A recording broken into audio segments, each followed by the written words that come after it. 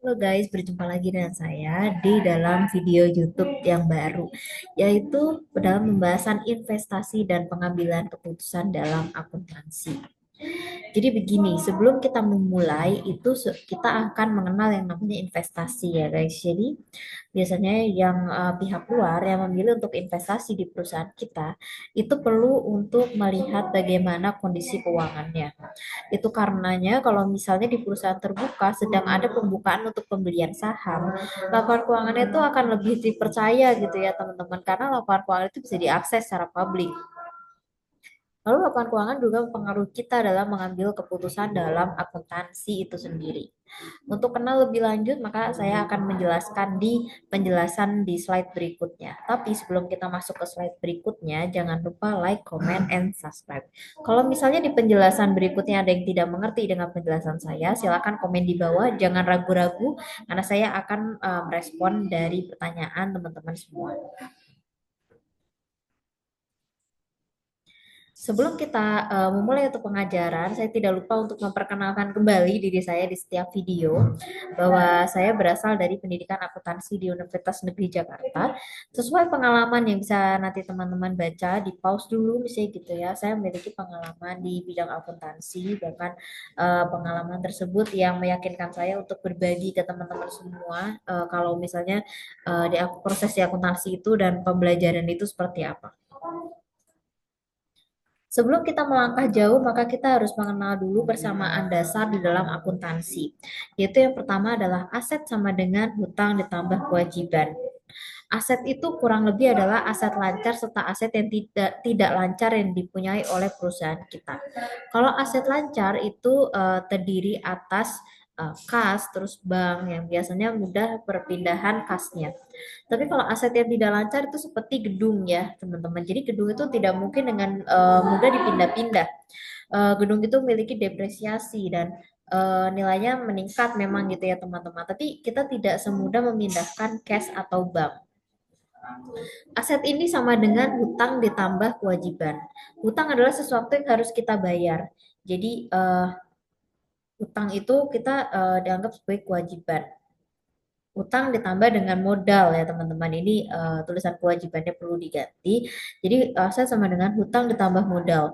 Di mana modal itu merupakan modal yang diterima oleh kita ya sebagai pas kita membangun suatu usaha ya teman-teman, atau ketika perusahaan bangun suatu usaha. Ini adalah contoh dari laporan keuangan perusahaan terbuka yang saya lihat bahwa di sini aset itu terdiri atas aset lancar dan aset tidak lancar. Aset lancar di sini terdiri dari kas dan setara kas. Lalu ada juga dengan piutang, piutang lainnya, dan persediaan serta uang muka lancar. Kalau misalnya teman-teman lihat di sini, kas lancar itu mudah berpindah ya nilainya teman-teman. Ketika ada kas dan setara kas ya teman-teman, itu kan sangat mudah berpindah ya untuk pembayaran atau perpindahan dana. Biasanya kas dan setara kas dalam perusahaan itu terbentuk dari bank. Jadi bank BCA ada, bank Mandiri ada. Setiap pembayaran yang terkait dari kantor ya, baik pembelian persediaan maupun pembayaran listrik dan lain-lain itu pasti dari kas ya teman-teman. Jadi sangat mudah berpindah sekali untuk perpindahan dananya. Lalu yang kedua adalah piutang. Piutang adalah ketika seseorang itu menghutang kepada kita dan kita akan terus-menerus menagih ya karena mereka memiliki hutang kepada kita. Dari catatan tersebut kita menagih lagi. Jadi kita ketika utang itu dilunasi maka piutang akan bertambah. Ketika ada orang yang ada pihak yang mengutang lagi, maka piutang tersebut juga akan bertambah ya teman-teman. Jadi piutang ini dananya itu sangat cair sekali dan mudah pindah-pindah. Dan yang kedua adalah tentang persediaan. Dalam hal persediaan juga bisa saja ada persediaan awal ditambah persediaan akhir dikurangi dengan penggunaan persediaan di dalam periode tersebut. Jadinya nanti persediaan itu termasuk aset yang mudah berpindah-pindah karena dari jumlah yang terakhir persediaan itu nantinya akan juga dikategorikan sebagai aset lancar karena sangat mudah berpindah sekali ya teman-teman. Dan ada juga yang disebut dengan uang muka. Uang muka itu kan uang yang dibayarkan sebelum adanya transaksi itu terjadi. Dan uang muka juga sangat mudah untuk bertambah atau berkurang, maka dikategorikan di dalam aset lancar. Lalu kalau misalnya aset tidak lancar itu termasuk dalam properti atau investasi. Serta ada juga aset tetap seperti gedung gitu ya teman-teman, aset tetap tanah dan lain-lain itu termasuk aset yang tidak mudah dipindahkan. Jadinya masuk kategori ke dalam aset tidak lancar. Dalam hutang juga ada hutang yang liabilitas jangka pendek dan liabilitas jangka panjang gitu ya teman-teman. Kalau liabilitas jangka pendek ya mungkin masih bisa ditagihkan dalam waktu yang dekat. Sedangkan untuk liabilitas jangka panjang itu biasanya terkait dengan hutang-hutang yang mungkin tidak tertagih gitu seperti itu ya teman-teman. Jadi jumlahnya aset itu harus sama dengan liabilitas dan modal. Ekuitas ini kan terdiri atas saham biasa, yaitu saham yang dibeli dari pihak lain atau dari yang saat usaha tersebut dibentuk. Jadi ya nanti aset itu sama dengan hutang ditambah kewajiban ditambah ekuitas.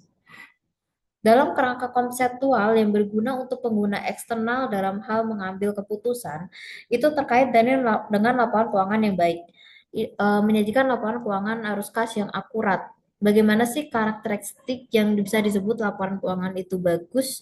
Hal itu disebut dengan relevan, yaitu memang terjadi seperti itu ya teman-teman, tidak diubah-ubah atau tidak dimanipulatif. Dan yang kedua, relevan itu terkait dengan menunjukkan keadaan yang sebenarnya atau jujur, serta dapat dibandingkan dan konsisten. Dapat dibandingkan tentunya dengan tahun sebelumnya dan untuk pengambilan keputusan bisa menentukan menggunakan perusahaan A atau perusahaan B yang lebih menguntungkan untuk kita menanamkan modal sahamnya. Dan dari elemen itu ada aset, hutang, dan modal seperti yang dijelaskan di persamaan dasar akuntansi. Dan ada juga pendapatan dan beban. Kalau pendapatan ya keuntungan yang didapat oleh perusahaan tersebut. Tapi kan sebelum mencapai perusahaan tersebut laba atau rugi, pendapatan tersebut harus dikurangi oleh beban. Sampai kita mengetahui di periode tersebut itu akan berpengaruh dari laba atau rugi. Dalam hal ini kerangka konseptual itu sudah dijelaskan tadi secara singkat ya, relevan itu memprediksi keadaan bisnis di masa depan. Jadi bisa sebagai visioner ya teman-teman, kira-kira perusahaan ini bisa bertahan atau enggak. Terus juga dalam hal ketepatan waktu, jadi dalam menerbitkan laporan keuangan itu harus tepat waktu.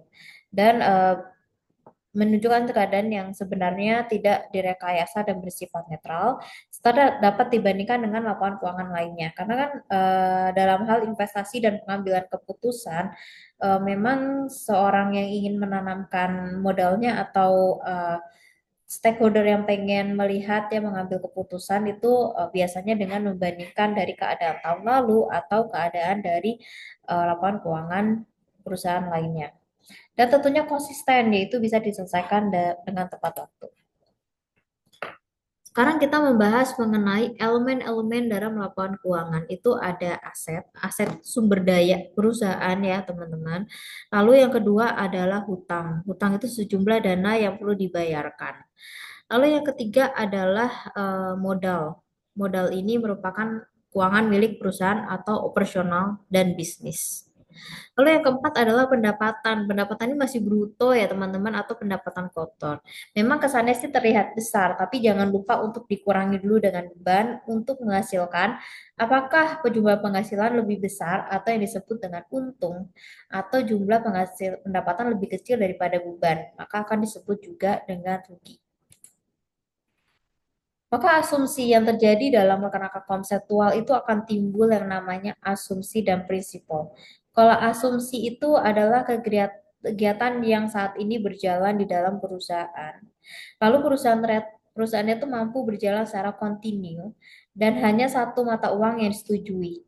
Misalnya sepakat untuk menjalankan bisnis dari luar negeri dan dengan mata uang yang berbeda. Maka nanti kan di laporan keuangannya akan disetujui itu akan menggunakan mata uang apa. karena kan harus dikalikan juga dengan nilai tukar di sana ya teman-teman. Dan mengenai prinsip gitu ya dapat dibandingkan dengan laporan keuangan di periode selanjutnya. Hal itu juga sangat penting untuk pengambilan keputusan dan investasi. Dalam hal peminjaman keuangan kepada bank ya teman-teman, perusahaan kadang meminjam ini kepada pihak lain ya. Ini yang disebut dengan external event.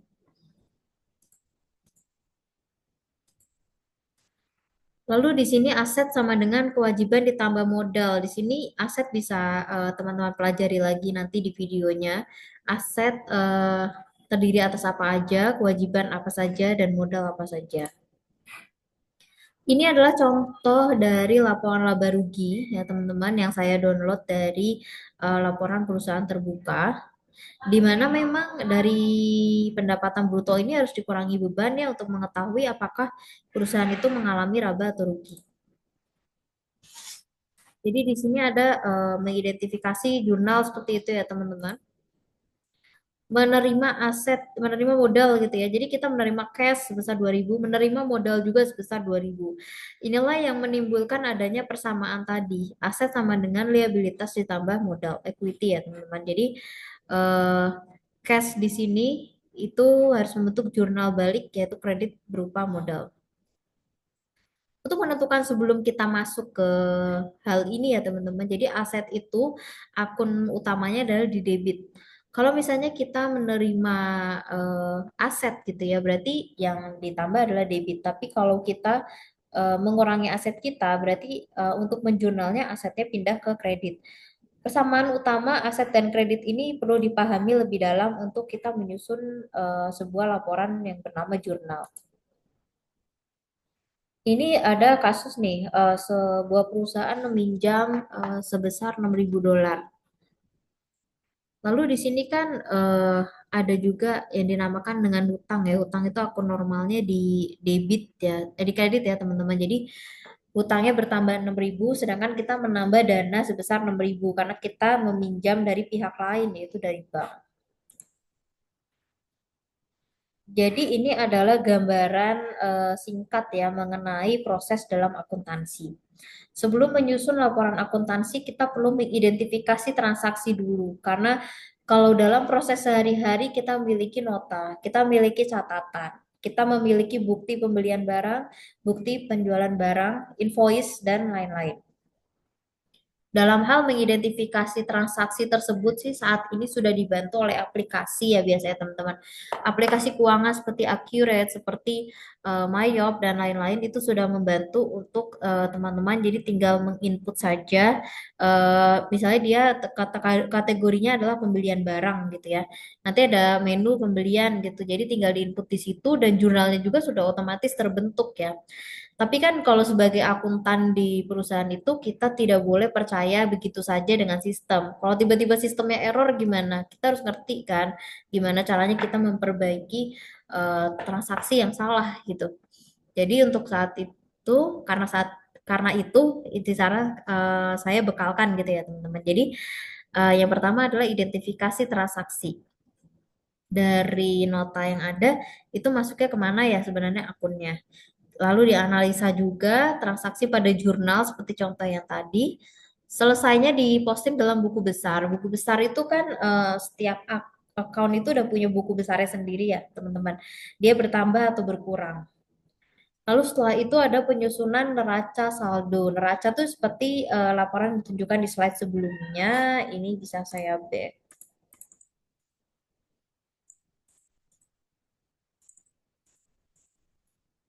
Nah, ini adalah contoh dari neraca. Jadi, setelah buku besar tersusun, itu langsung ke proses neraca. Lalu disusun dalam jurnal penyesuaian dan neraca saldo setelah penyesuaian. Baru laporan keuangan itu belum selesai ya teman-teman, harus menyusun dulu yang namanya jurnal penutup dan jurnal kembali. Hal tersebut baru disebut laporan keuangan yang selesai. Tapi untuk dengan waktu yang singkat dalam video ini ya teman-teman itu tidak disampaikan secara detail. Mungkin dalam video-video selanjutnya baru saya sediakan secara detail. Debit itu selalu di sisi kiri dan kredit di sisi kanan. Aset itu sisi kiri sama dengan liabilitas tambah ekuitas di sisi kanan. Ini adalah contoh dari pembentukan arus kas ya teman-teman. Jadi dari penerimaan properti investasi, terus pembayarannya apa saja diterima kalau misalnya selagi memang menggunakan cash. Oke, untuk pertanyaan silahkan nanti sisipkan di komentar ya teman-teman. Tapi jangan lupa untuk like, komen, dan subscribe. Jadi silahkan komen di bawah. Nanti akan saya jawab pertanyaannya kalau masih ada yang bingung-bingung nih sama video yang saya jelaskan. Dan selain komen ya, like dan subscribe juga saya tunggu ya teman-teman. Sampai berjumpa di video berikutnya. Bye bye.